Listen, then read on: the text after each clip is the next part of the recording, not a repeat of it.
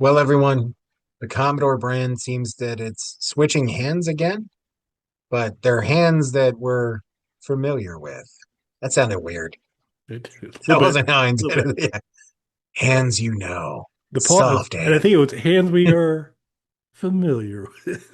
Yeah. That It was the it was definitely the dramatic the pause. delivery made it creepier. Yeah, so I mean, if you guys aren't hooked now, what's gonna bring you in? there you go.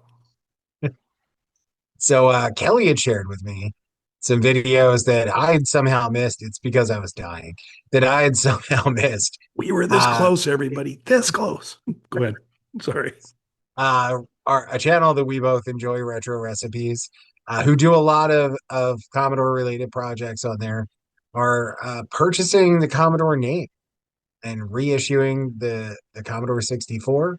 And I assume other Commodore products are going to be coming on the heels of this pretty quickly. So first, I guess I have a few questions for you. One, I'm going to save until the end. So first, what are your thoughts on this, on them taking over the Commodore brand?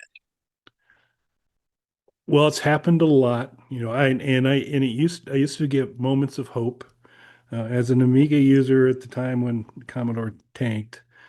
Uh, and then what's going to happen, and where are these things going? And then, this company in Germany is buying them. Okay, that's gonna kind of, it'll be back and it'll be great, and it just kind of melted away for there, which is unfortunate. So, I mean, so it was never, I feel, acquired by anybody who really wanted it. I think people thought it was available, thought it was price was right to get it, and were willing to kind of buy it for the assets and the IP that was associated with it, but really didn't have passion around Commodore or the products that Commodore had produced.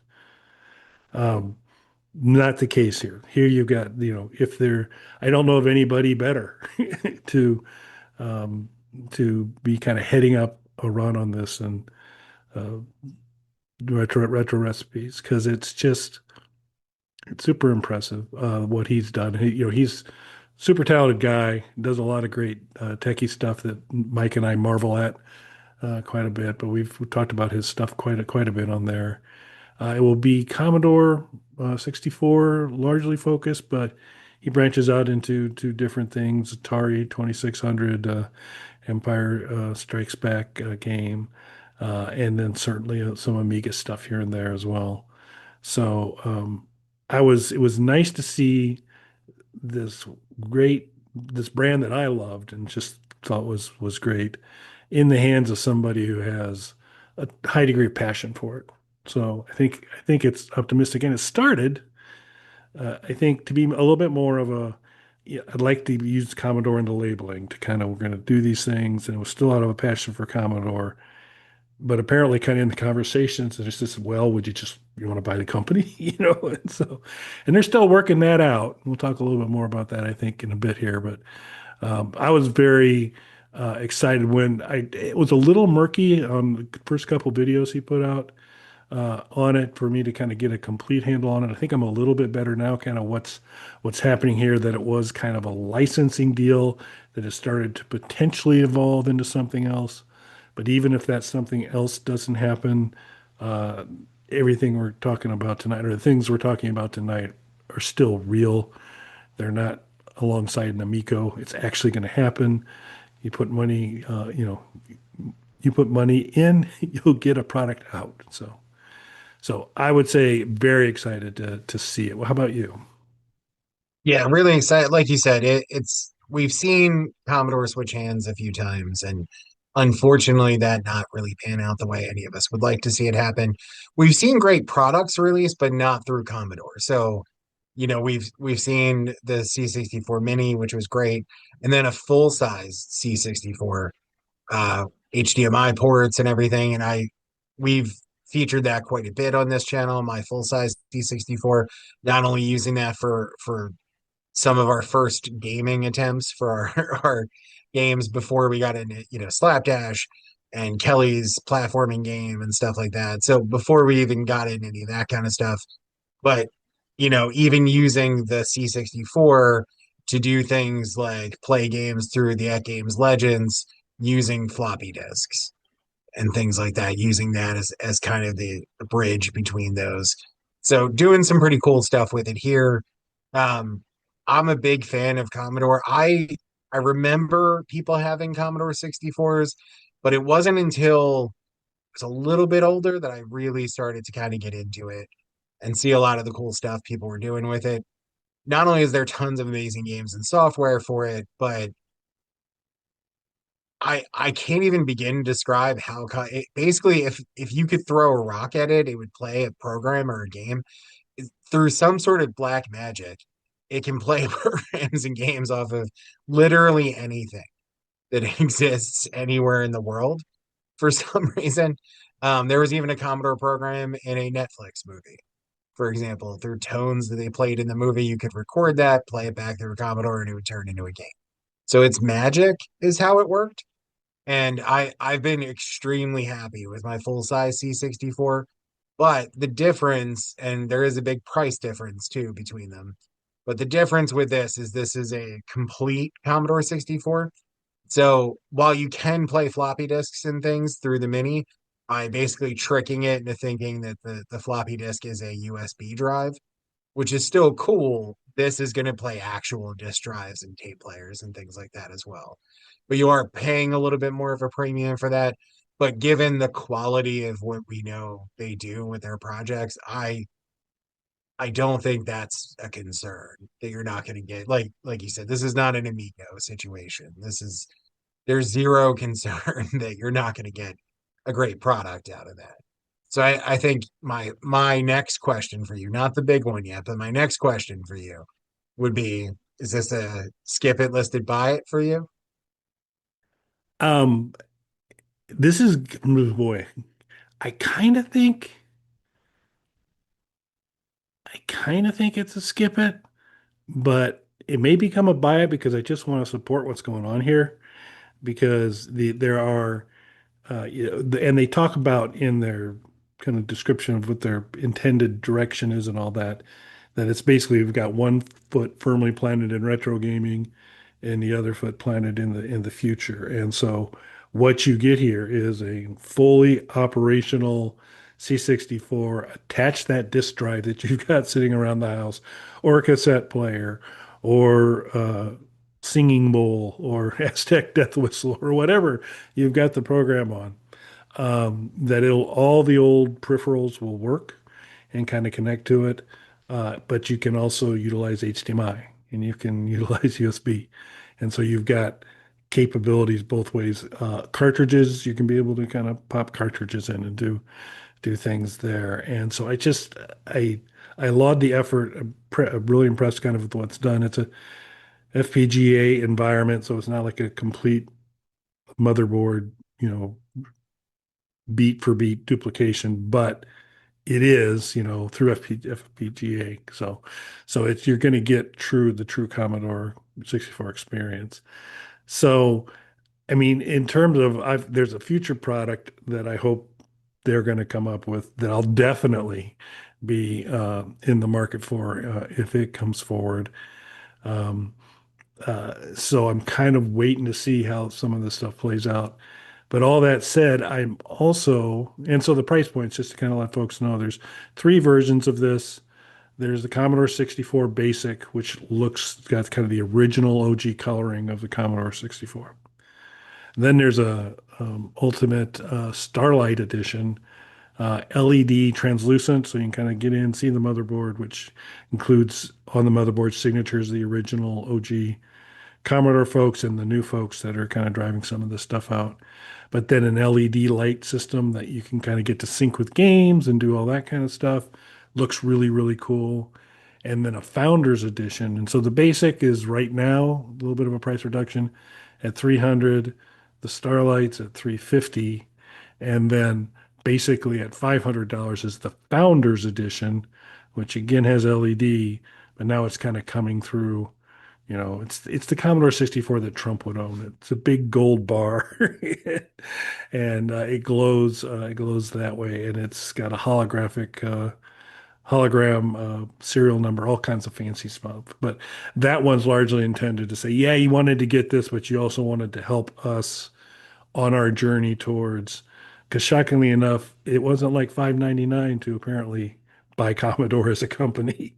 It's like kind of a low six-figure deal that everybody's putting in some money kind of in this consortium of folks to move it forward, but it's still a pretty big ask. They're not doing a Kickstarter, they're not doing anything like that, but they are doing things like, hey, we got a product here. If you believe in this and want to pay somewhat of a premium, that's a way that that money can be put to work to hopefully get them into full ownership. So convoluted route going that because there's a different Commodore product that I'm much more interested in, I'm going to sit in the weeds on that for a while. However, I also feel pretty passionate about supporting this, so I could see maybe getting the founders there. So I'm kind of going back and forth.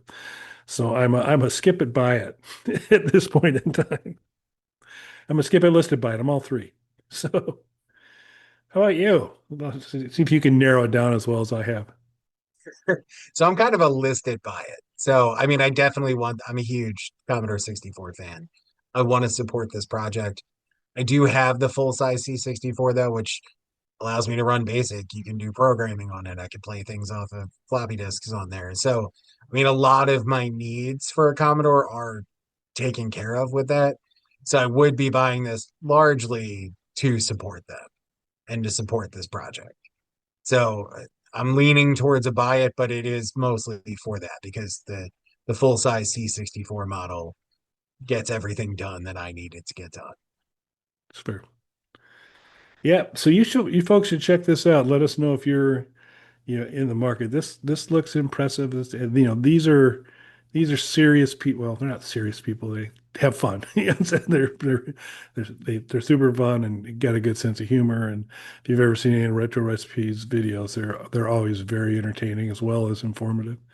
But but they are serious about the technology and delivering a good product and being kind of demanding in that respect. And so you're not going to see junk coming from these guys. You're not going to see vaporware coming from these guys. So, and I think they're going to be, as transparent as and they've been so far, as transparent as they can be, including, hey, we may not be able to pull off this full, we're now the owners of Commodore outright, but they still have made this first big step. So it's pretty cool. So, Absolutely. And my last question, and I would say most important to the Panda Army out there, Kelly, if we were going to buy an IP, whether it be a company or just a specific IP, what one would you want to go for? so what a company that we could afford, or, Well, I guess let's not put real constraints on it. What anything, what would you so buy? if we can take over anything and have the IP for it, that would have been a great question to send to me in advance to let me think about it to give you a thoughtful answer. But I'd like to get whatever record label has Hanson on it so that I can take it over and then remove their entire catalog and burn it in the parking lot and release rabid dogs in the general direction of Hanson.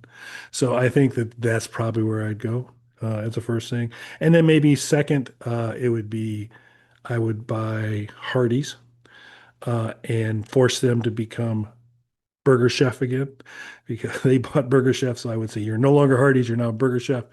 And I would have them start to make uh, the uh, the Burger Chef burgers again. And we'd put the Works bar back in so you could put tomatoes and onions and stuff on your hamburger, and life would be good because we need Burger Chef back. So destroy Hanson, bring Burger Chef back. That's where I'm at from an IP perspective.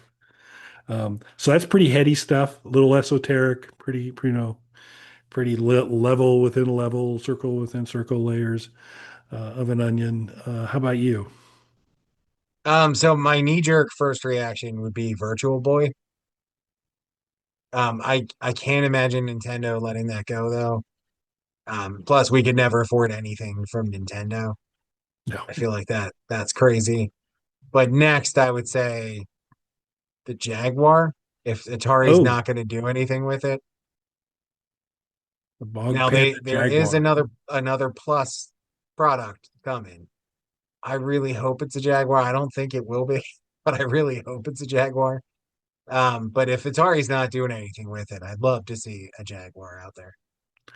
So those are more practical. I don't think, I mean, don't discount the whole destroy Hansen model because I still think we should keep that, in the hopper because I think that's important. But I like the Jaguar angle. I think that could be good. I also kind of like the Virtual Boy. I think you're right. This is not going to be something we can afford. But I think kind of following the lead here of the Commodore gang here, we would load the Virtual Boy up with LEDs. And so not only are you kind of struggling with the red thing there, but then we can just have all these multicolored LEDs flashing around and, really mess people up. So that'd be The old one gave you headaches. We'll give you headaches and seizures. dance seizures. That's right. Two for the price of one. So there you go on that. But I like the Jaguar idea quite a bit. I think that could be good. Excellent. Hey, let us know in the comments what IP you're planning to buy inspired by this. Or if you want to, join in again, we will kind of follow the lead, not do a Kickstarter, but we'll figure out something. And if you want to kind of help in the destruction of Hanson, we'll figure it out. We'll get it together and do that. I think anyone's got a lead on attack dogs that can be trained to hunt Hanson down. Get to me. I think that's a key thing. But subscribe to the channel, probably the best way for us to stay in touch on that. But if you've got other IPs that you'd love to kind of become familiar with, as Mike says, and actually kind of set direction. Love to hear what you folks have in mind. Um, Check out Mike mentioned a little bit earlier. We've got Bog Pandavision off of our site. Links in the description. We've got Game Boy games, an NES game, Doom 2 levels, lots of goodies out there, all free. Check them out on there. And of course, keep listening to Hard No, the world's shortest podcast. It's only 1 minute long. You have no excuse. Um, that's all I got. How about you? That's it. Cool. Thanks for watching, everybody. Thanks, everybody.